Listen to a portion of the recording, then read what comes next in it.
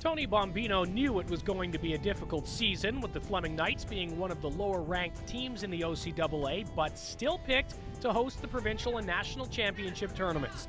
In fact, the longtime coach says it's completely changed the dynamic of how his team's prepared for and gone through the campaign.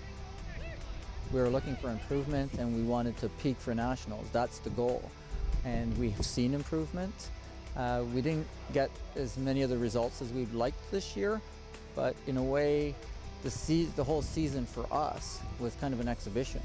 So we wanted to see if our players were improving, and they have. Bombino's Knights finished the regular season with a 2-9-1 record and didn't score until Game 6 of the campaign, a 2-1 win over the Centennial Colts. But he reinforced that with a guaranteed berth in both major tournaments, the wins weren't necessarily the main goal.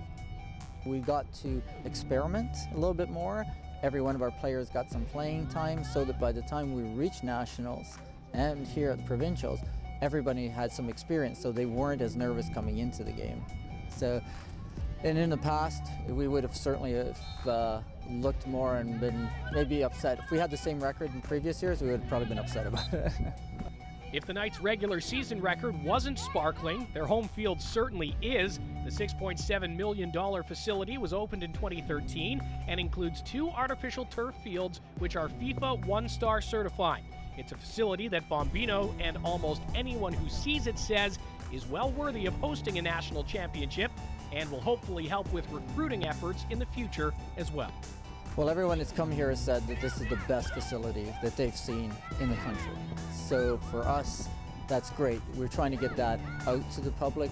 We're trying to get people here. We're hoping to have a showcase tournament so that we can bring in some younger people and show them that. And then we can also push our school. I mean, we're graduating 92% of our players. That's, great as far as we're concerned because they're student athletes. So once we get them here, we show them the facility, we let the parents know that we're graduating at a great rate, and our players, a lot of our players come here as house league players and then go on to play in like the Ontario Women's Soccer League, so they improve. We just only have them for like 2 years, 3 years, where some of these bigger schools will hold on to their players for 4 or 5 years. And Bombino says the surface has had an immediate impact on the level of play as well. This pitch at one point in time was the only field in the world that had this turf, and it plays like grass. So we tell people, because there's a lot of naysayers in the soccer world, they go, oh, turf is terrible. No, this plays like grass. It feels like grass. You can flight a ball over the top. On the old turf, it would hit and take off. So they see this. We got this great field house behind us, and we've got a great school here. Despite the team's early provincial exit, Bombino called this tournament a perfect dress rehearsal for the Nationals, being held here at Fleming Field the weekend of November 11th to 14th. To be perfectly honest with you, I think winning this is tougher than winning Nationals. Everything we've seen, we're going to get good teams from Quebec and get good teams from BC.